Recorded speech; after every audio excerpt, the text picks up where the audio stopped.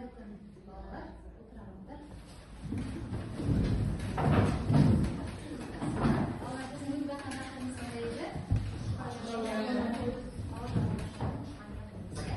Үйге берген тапсырма?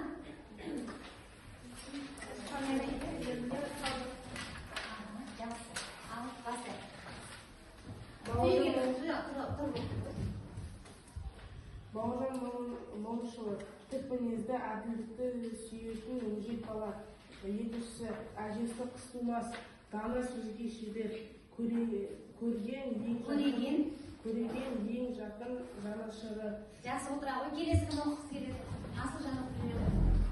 Анасы Разия, Бауыржан үш жасында келешек қайтыс болды. Қыстылмас әжесі сау жаналғаны көп білетін ел анасы. Оқы әжесінің әкесінің жақсы. Бауыржан шығарманың бас кейіпкері батыр, болған шарасының қайраткер, болмаш әкесі үлгілі әділ және парасаттады. Анасы Разия мейірімді, ақылды, бала тәрбиесіне ерекше көңіл бөлді. Маша, жақсы келесі. Нұрай оқып жүрді ғой. Бауыржан Момышұлы шығармадағы бас кейіпкер және баяндаушылары өз өмірін балабақшаның тәрбиесін іске алды. Әкесі Момыш білімді, көреген еңбекқор ұстамды. Тамаша. Келесі оқыған оқып жүрді ғой. Бауыржан бас мінезі, әділдікті сүйетін бала, әжесі қыстылмас. Бауыржан бала кезінде ең жақын жанашыры. Әкесі Момыш еңбекқор, қарапайым, парасатты адам. Үшін аты Момындады. Шешесі Разия, мейірімді, Бауыржан отбасын берекесін сақтаушы адам. Нағашы атасы Имаш өте ақылды, салмақты кісі. Нағашы атасы бола ма Имаш? Бауыржанның атасы, иә, өзінің атасы ғой. Салмақты кісі, өмірден көргені көп, үлгі боларлық тұлға. Келесі Назике оқып жүрді ғой. Бауыржан Момышұлы ұшқан ел шығармасында оның балалық шағы мен отбасының тәрбиесі сурет берген. Әкесі Момындар еңбек қор, әділ ұстанған адам. Анасы Разия мейірімді, бала тәрбиесіне ерекше мән берген жан. Атасы Имаш ақылды, өнерлі, ұлттық салт дәстүрлерді ұстанған, немересіне батырлық пен адалдықты үйреткен. Жақсы, тамаша.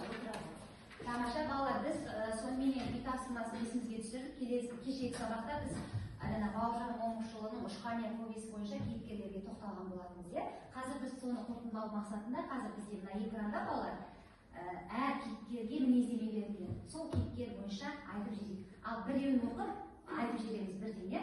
Аружан айтып жібере ғой. Бірінші сөйлем оқудағы айта ғой. Бауыржан Момышұлының анасы Байтанал руынан Әбдірахманның қызы жалғыз ұлы Бауыржан 3 жасқа келгенде қайтыс болған. Разия. Разия. Дұрыс па балалар? Жақсы. Ана келесінің Бауыржан Момышұлының әпкелері Үгіш, Виян, Сәлима, Әлима. Тамаша. Дұрыс па? Жақсы. Келесі кім айтамын дейді? Арай айтып жібере ғой. Әжесі мектепші сақ жоралғаны көп білетін. Жоралғыны? Ол қыз тумас, оның Бауыржан Момышұлының әжесі. Жақсы. Келесі және айта ғой. Бауыржанның әкесі жұрт Момыш деген тұлғасының өлеңге жақын еті, тірі орысша хат таныған ағаш ұста, зергер, етікші, аймаққа әкеліп сыйлы адамның еді. Жақсы. Келесі кім айтып жіберемін дейді балалар? Димаш айта ғой. Бауыржан Момышұлының атасы орта бойлы, орақ мұрынды, от жанарған, шымыр шал 1911 жылы 92 жасында дүниеге келген Димаш. Жақсы. Келесі кім айтып жіберемін дейді? Аял. Әжесінің інісі нағашысы алпысқа келіп қалған, күрт мінез, ашулы, адырайып тұрған қатал кісі, етсіз, қырмалы, қысыз көз, ашаң жүзі, қияқтай мұрты, екі езі, селдір ұзын сақалы, кеудесіне түзеліп, айналасының айларын меңдеп алатын көркірек, ескі дәуірдің қатал әміршісіндей. Ол кім еді? Әжесінің інісі ау? Серке ғой, иә? Жақсы. Ал енді бұл жерде тағы да бар, балалар. Момынқұл қандай адам еді, балалар? Қандай адам болып еді? Әкесінің кенжесі. Жақсы. Ал қазір тексеріп көрейік, балалар. Тамаша, жақсы. Енді балалар, біз қазір әрі сабағымызды жалғастырамыз. Бүгінгі күні жаза қойыңыздар, балалар. Бүгін біздегі өтетін тақырыбымыз осы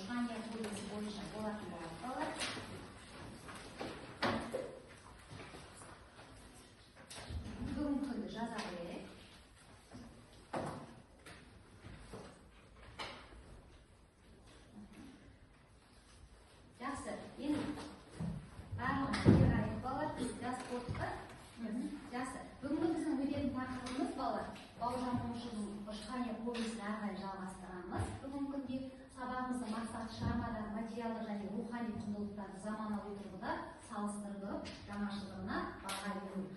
Енді Ұшқания повесінің идеясы қандай еді, балалар? Идеясы қандай еді? Отбасы құндылықтарында. Дұрыс айтады, отбасы құндылықтарын дәріптеу болатын, иә? Олай болса, балалар, қазір барлығымыз мына экранға қарайықпағы Бауыржан Момышұлына байланысты видеомен таныс болайық.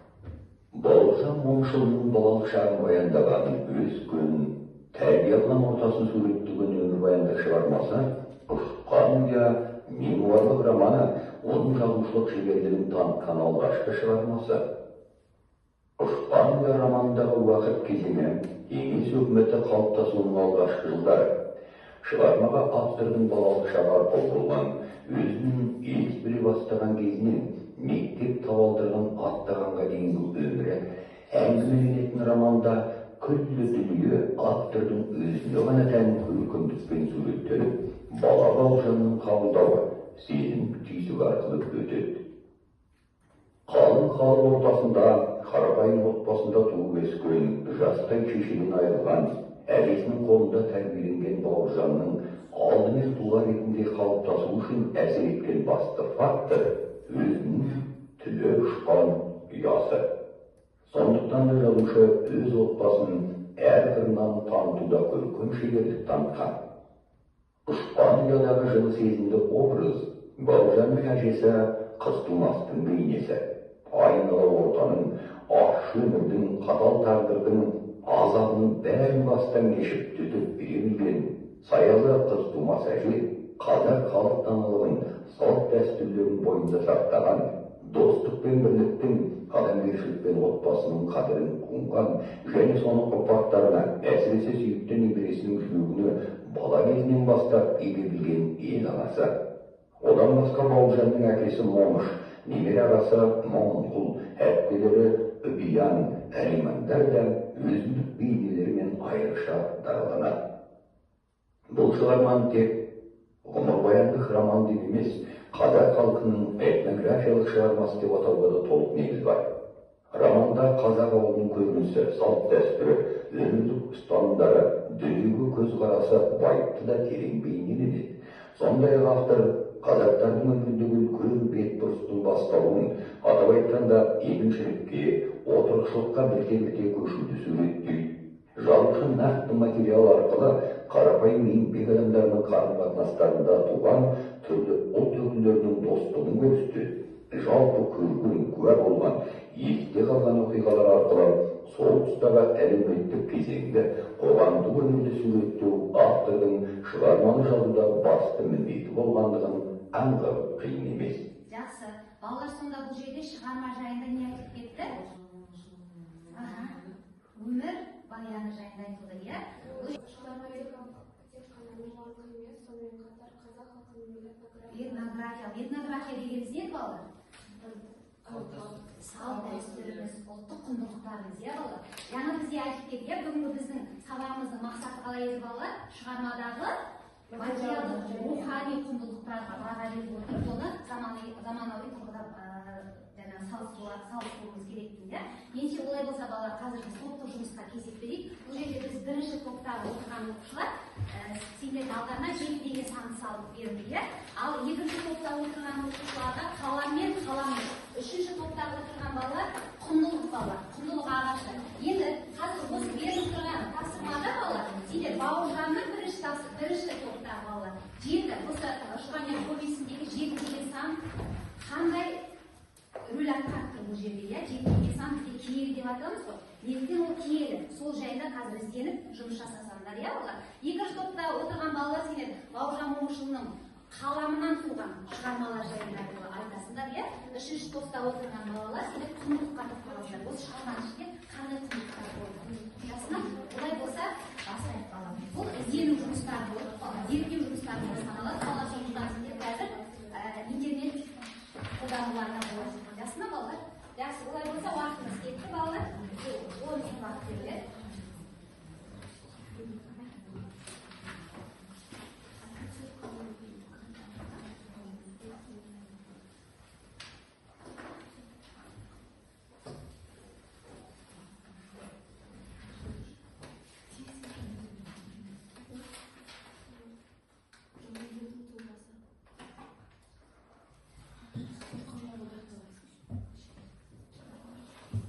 Алар дискриптивға да көңіл аударып қойдылар.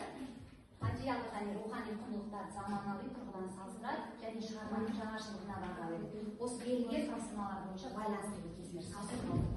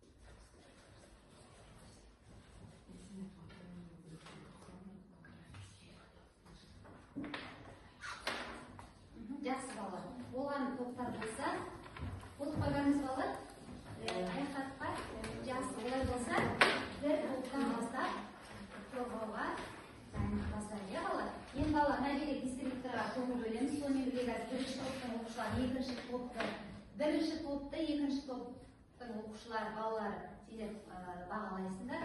Екінші топты, үшінші топ, бірінші топты қай топ бағалады? Үшінші топ бағалайды, жақсы. Ал олай болса келейік. Тыңдасыңдар, келе қойыңдар. Бұдан қаламдарын тамашалаңдар. Көшеге жазыңдар.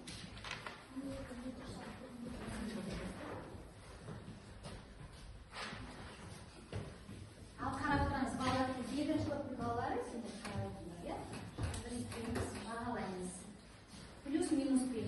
Плюс шағы қайсы, минус шағы қайсы болып қосатыны бар ма? Жақсы ма? Жеті саны әрқашанда қазақ халқында киелі болды. Сол жеті санымен жеті шелпек, жеті бәрі, жеті жарғы, жеті жоқ, жеті ата, жеті амал, жеті ұрпақ, жеті мүше, жеті жетім және жеті жоқ байланысты. Бұл жерде сонда шығармада қайсы нақты байланысты балалар бізде? Жеті ата. Жеті ата. Дұрыс айтасыңдар. Тамаша. Қазақ халқында 3, 7, 9, 40 сандары қасиетті киелі сандар деп есептелген. Ал 7 қазақ халқының ұғымында қалыптасқан киелі сан. Заманауи тұрғыда бұл қасиетті санды көп қолданылады. Ұшқаны шығармада 7 атаны бөлу, 7 қазына, 7 күн мен жететін туралы айтылған. Ұлттық рен алған көне мәдениет құбылысы. Елбасының топтан мәселеге өтеді. Жеті саны киелі, бабам білген жүйелі, жеті атаны білдеген тектылы түйелі, жеті қазан жер байлы, жеті ғалам кен аймақ, жеті күн мен жеті түн, жеті керемет таңдай қақ. Назикте өз шығармашылығынан ба? Тамаша, рахмет. Я келсем, жеті атасын білмеген жетесіз, жеті ғасыр тарихын білмеген ел жетесіз деген бабам әр қазағым өз жеті атасын білу керек. Жеті атасын білу бізге әрқайсымызға керек, міндетті, иә? Әсермен не айтады? Мысалы мен жеті атамның ең осы күшік байлан, одан кейін Сенбай, Тәсіпбек, Бәшен, Иман, Аман, Әме, Борыш. Тамаша, өте жақсы.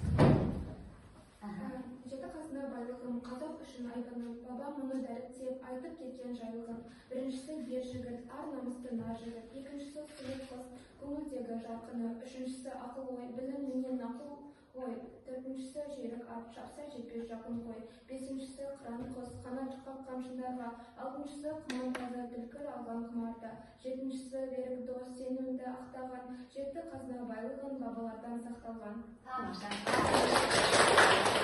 Екінші топтың балалары бағалап жүрейік.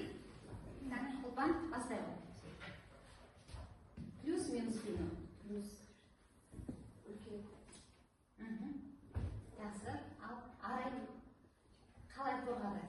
Өте жақсы қорғады және де ұшқан ай туралы жеті аптасына кеткеніне өте тәрбиелі және де өте мағыналы деп ойлаймын.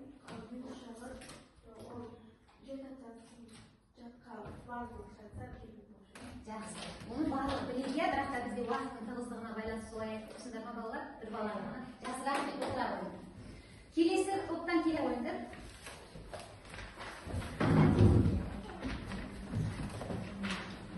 Үшінші топтағы балалар дайындалып тұр, бағалауға.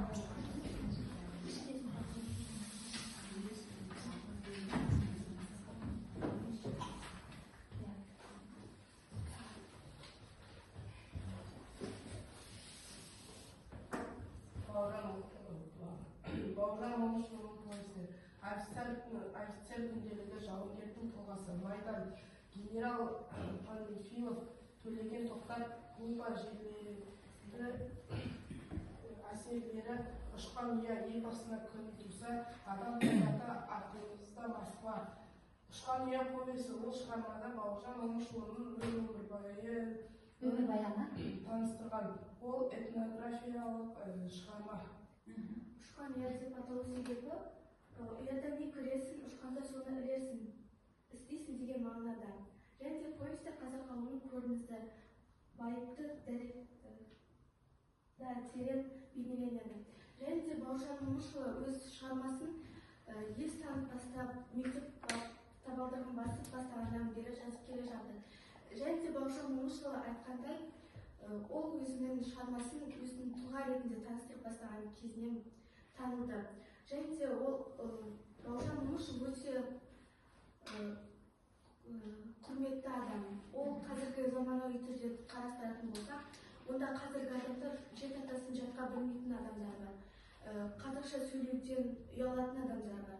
Сондықтан ол Ушқанияны әрбір қазақ оқитын болса, оның Бауыржан Момышұлыға құрметті және де қазақ тілін құрметтейді деп ойлаймын. Иә, біздің бүкіл құндылығымыздың барлығы сол Ушқания повесінде жатыр, иә? Тамаша. Ал үшінші топтың балалары бағалап жүрді. Бағалап жүре алыңдар.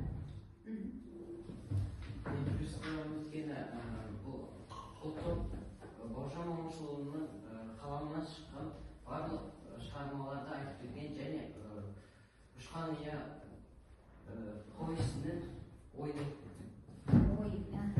Идеясы жайлы, иә? Жақсы.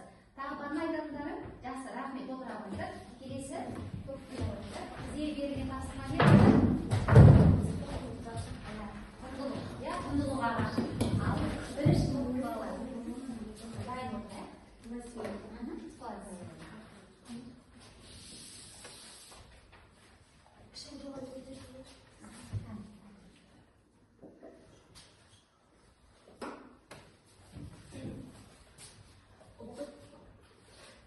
Ұлттық құндылықтар бұл әрбір халықтың тарихында, мәдениетінде және тұрмысында қалыптасқан негізгі ұстанымдар. Олар қоғамның рухани және моральдық негізін құрайды. Соның мысалдары келтірсек, бірінші сүйінші беру, сүйінші сұрау, қонақжайлық, амандасу, жаңашылдық және бесік жырымен ертегілер айту, жеті ата, кішіге ізет, үлкенге құрмет, адамгершілік, жасампаздық және бата беру жатады. Осы құндылықтарды жаңағы құндылық деп отырғанымыз балалар, осы шығарманың ішіндегі барлық құндылықтардың жиынтығын сендер алып шықтыңдар, иә балалар? Жаңашылдық қай жерде көрінді балалар? Осы шығармада. Осы шығармада жаңа айтып қой балалар. Біз бұрын қандай ел болып едік? Көшпелі болғанбыз, иә балалар? Ол кезде отырықшылдық жайында айтылып кетті, иә? Жақсы. Ал бата беру туралы бір бата айтып жіберсем, бір Құдай оңдасын, 10 жылдан бастасын, еңбек түрлі апаттан, құса қайырдан сақтасын, үміт артқан ол қызын ел сенімін ақтасын. жақсы, рахмет. Кәне, бірінші топтың балалары. Бар ма? Жейік.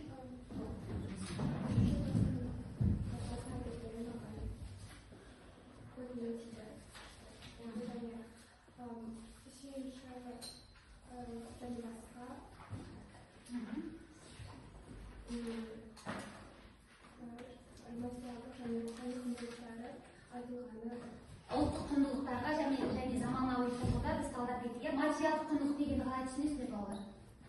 Материалдық құндылық. Материалдық құндылық киесі рухани құндылық ол біздің салт дәстүрлеріміз бен рухани құндылығымыз. Жақсы, тағы да кім ой қосады балалар? Бізге бұл жерде балалар, біз қазіргі өмірде балалар, біз өзіміз қымбат киім кигенді, сонымен бірге қымбат көлік мініп жүргенді ұнатамыз, иә? Бізде ол материалдық құндылық, иә? Ал енді біз рухани жағынан кейбір кезде біз өзімізді не істеп қаламыз, төмендетіп аламыз, иә? Сондықтан біз қазір рухани байлығымыз бірінші қандай болу керек балалар? Бай болу керек, иә? Сонда ғана біз ұлтты, болашақта ұлтты не істей аламыз балалар?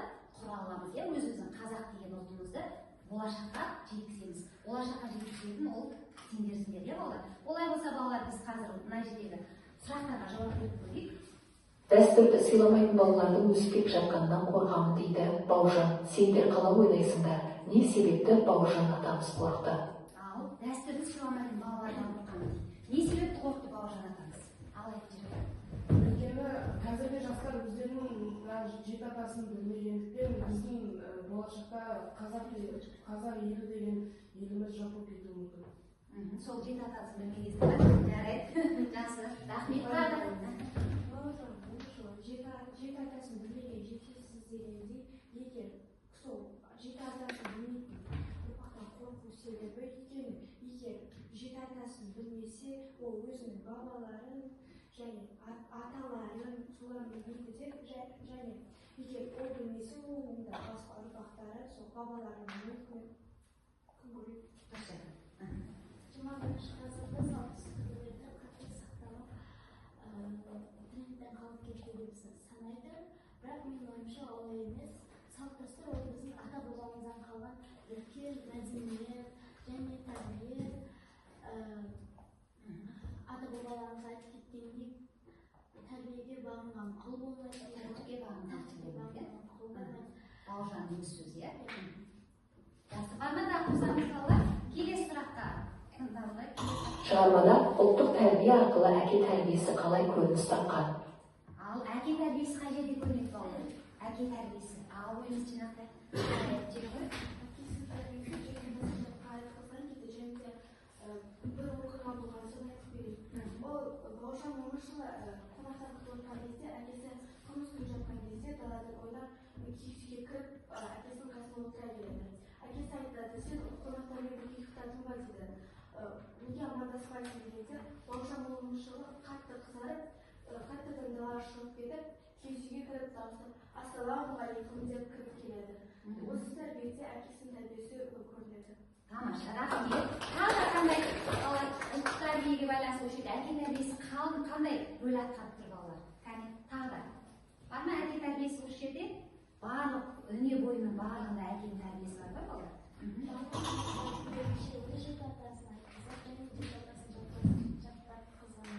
Тамаша. Ал Бауыржанның әкесін кішкентай кезінде кім деп атап еді? Ауыл адамдар. Молда бала деп, кейін бала деп, одан кейін анасы өзінің атаған болатын, иә? Тамаша. Енді келесі сұраққа жауап берейік, балалар.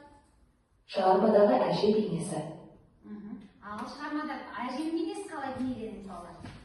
Ал аяғынан жүреді. Бауыржан Момышұлының әжесі Тұмас, ол кісі ертең анасы, ертең анасы болып танылған. Бауыржанның анасы Бауыржан 3 жасқа толар-толмас кезінде қайтыс болғаннан кейін, сол Бауыржанның әжесі Бауыржанды тәрбиесіне өте қатты көңіл бөліп, оған бала тілсіз өсе алмайды деп, оған ертегі бесік жыры түгелін аялап айтып береді. Ол кісі қатал болғандықпен,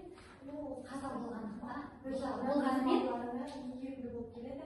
Ол жерде нәрседе көруге болады. Мысалы, Бауыржанның әкесі Момынәлінің бауыры Момынқұл сол әжесіне қой шаба деп сөйлегендіктен анасы ренжіп, оны нағашысының үйіне қарай жібереді. Бірақ анасы сол кезде қатал көрінгенмен, баласын бір-екі күннен кейін менің балам қашан келеді деп кәдімгідей сағынып қалады. Сол жерде ол кісінің жылы жүзін, мейірімді жүрегін, қабағында қар жаумайтынын көруге болады. Тамаша, рахмет.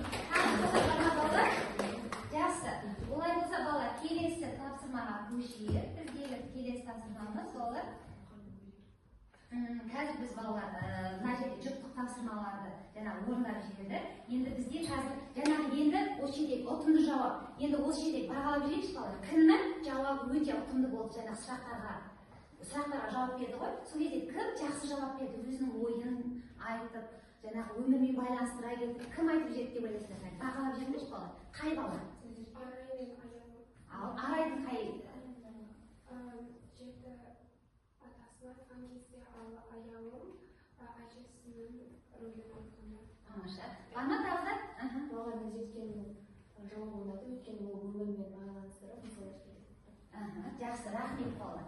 Олай болса балалар, қазіргі кезде балалар, сендер үшін отбасындағы құндылық дегеніміз не балалар? Отбасындағы құндылық дегенді қалай түсінесіздер бала?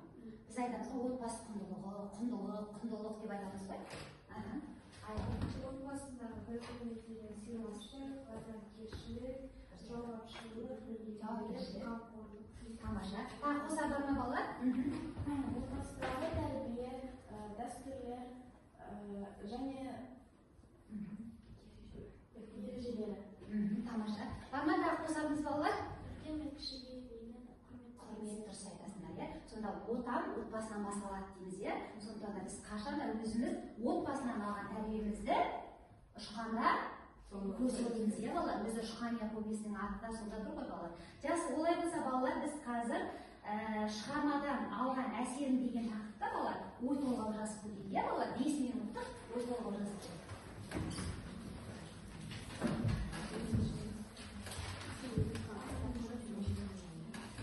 Шығармадан қандай әсер алдыңдар? Балалар, сонымен бірге біздің осы ақпан айы қандай құндылыққа толы ай болды? Балалар, жасампаздық пен жаңашылдыққа. Жасампаздық дегеніміз не балалар? Біздің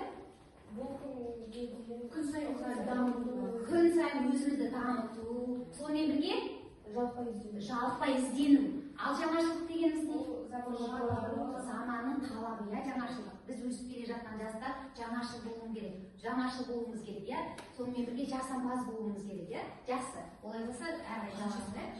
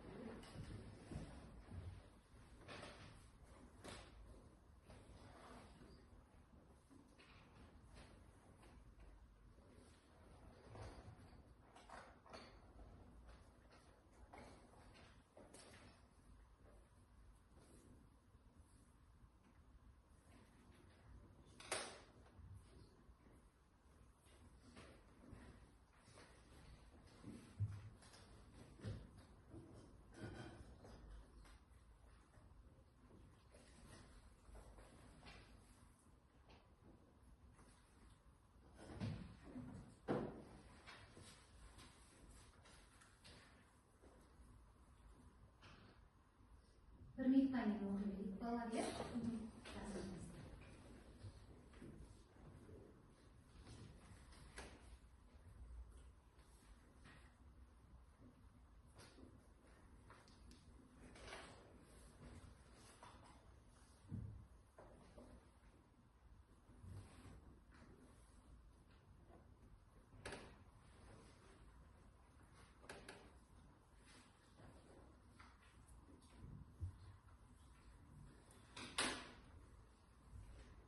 Болдық па? Аяқтаған балалар бастап оқи берсек болады балалар, иә? Хадижа, зат болдың ба? Жақсы, ондай болса, атын орнына шаға ғой. Өзінің шығармашылығын ғой болды. Аты орнына.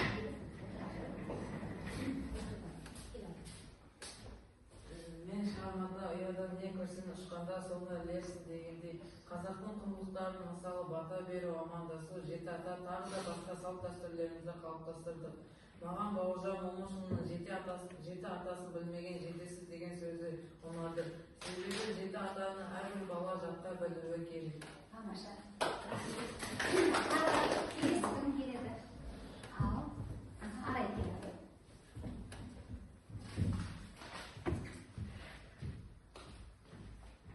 Мен алған әсерім ол әжесінің және әкесінің тәрбиесі.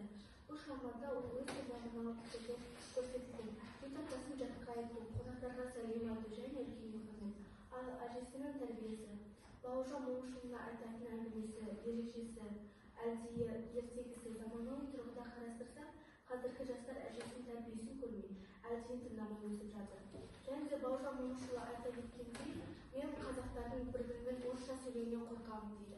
Қазіргі жастар көбінесе қазақшаны және де орысшаны араластырып айтады, содан қорқамын деген. Келесі, тағы да кім келеді балалар? Кім оқимын дейді?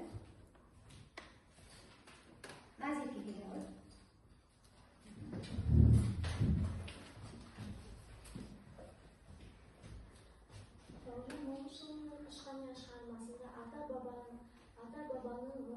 салт дәстүрлерін сақтап, үлкенге құрмет, кішіге ізет, үлкендермен амандасып, жеті атасын жатқа білу және әкесінің тәрбиесін өте бойына сіңдіру туралы айтылған.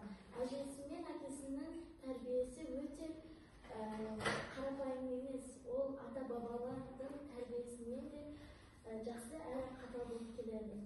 Ұшқан ер, туған жер, тәрбие есі, мәнде өр, әке сөзі, ақ бата, ана мейір, әнде көр. Үйін мықты болса егер, қанат ойлап қартайыр, туған жерден нәр алған ұлмен қызды атайыр.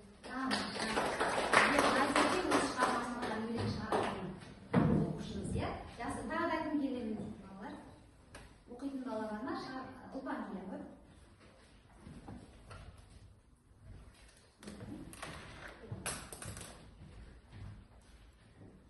Мен шығармада көптеген әсер алдым. Шығармада бала тәрбиесіне қатты көңіл бөлгендіктен әже мен ата-анасының тәрбиесі балаға қалай әсер ететінін түсіндім.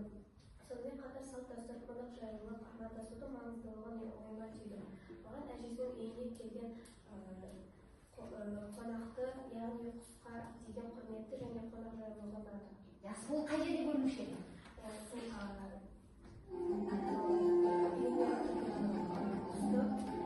Бауыржан қуғысы келеді, сосын әжесі келеді да Бауыржанға айтады, бұл мен үйіме келген қонағым, оны құрметтеу керек деп Бауыржанға өзінің ақыл кеңесін береді. Ол қандай құс еді балалар? Тамаша, рахмет отыра ғой. Жақсы, енді балалар әрі қарай біз қазір өзіміз осы жұмысымызды аяқтайық балалар. Бізде қазір алдарында балалар сендердің QR-код бар. Сол QR-кодтан өтіп, бүгінгі сабақ жайында өздерінің пікірлерді жазып кетсеңдер балалар, иә? Бұл жерде құнды, қызық, қиын деген бар балалар. Бүгінгі сабақта сендерге не құнды болды, не қызық болды, қиын болды ма әлде? Бұл жайында өз пікірлерін жазып кетсеңдер балалар, иә? Бізде бүгінгі сабақта өте жақсы қатысқан оқушылар Арай өте жақсы қатысты. Содан кейін Назерке өте жақсы қатысты. Сосын Жанел өте жақсы қатысты. Содан кейін Аялым өте жақсы қатысты, иә? Әділжан өте жақсы қатысты. Енді одан кейін біздегі жақсы қатысты, Сәкен қатысты, Нұрайым қатысты, иә? Содан кейін Асылжан, Аружан, Димаш, содан кейін әрине жаза беріңдер балалар, жаза беріңдер.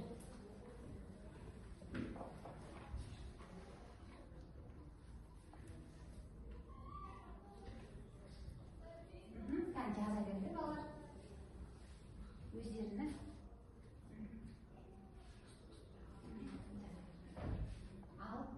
Балалар енді сендер мына жерде интернет дұрыстап ұстамай тұратын болса, сендер ауызшада айта берсеңдер болады балалар. Әлде жазасыңдар. Ауызшада айтуларына болады балалар. Бүгінгі сабақта өте құнды болған ол әжесінің және әкесінің тәрбиесі және ұшқан ұяның мағынасы. Жеті сан туралы, құндылық туралы, шығармалар туралы деректер білімде. Қазақтың салт дәстүрлері құнды болды дейді. Жақсы.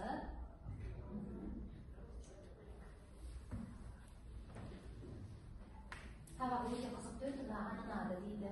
Қазақтың құндылығын дәріптеп жүретін боламын дейді. Тамаша, рахмет балалар.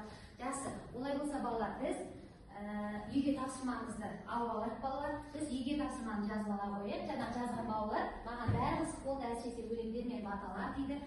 Жақсы, үйге тапсырма құндылықтар күнделігі деген тақырып аласыңдар балалар. Өздерінің бойларындағы, өздерінің отбасыларындағы ұстанатын құндылықтар жайында келесі сабаққа жазып бересіңдер. Бұл күнделік балалар, сендер үнемі жандарында жүретін болсын, ма жақсы ма балалар? Өйткені ол бізге құндылық дегеніміз бізге өте қажетті, иә? Біз сонымен бірге жасампаздық пен жаңашылдықты ұстанатын ұстаз оқушылар болғандықтан балалар, біз өзіміздің әрі қарайғы өмірімізді құндылыққа толтыруымыз керек, иә балалар? Құндылыққа толтырған бала біз өзіміздің қанымызда бар ғой құндылық дегенде, жақсы қасиет, жақсылығы, ізет көрсету, сонымен бірге жаңағыдай әрқашанда өзіміздің жанымыздағы жүрген бауырларымызға қандай болуымыз керек? Жанашыр болуымыз керек, қамқор болуымыз керек, иә? Сонда ғана біз өзіміздің қандай екенімізді көрсетеміз балалар. қазақ халқының қонақжайлығын, барлық салт дәстүрлерімізді ұстанатын ұрпақтан болайық балалар. Бауыржан атамыздың тәртіпке бағынған құл болмайды, тәртіпсіз ел болмайды дейді. Сондықтан біз тәртіпті ел болуымыз керек. Тәртіпті ұрпақ сендер арқылы өседі балалар. Сондықтан да бүгінгі сабағымызға қатысқандарың үшін рахмет. Сабақ аяқталды.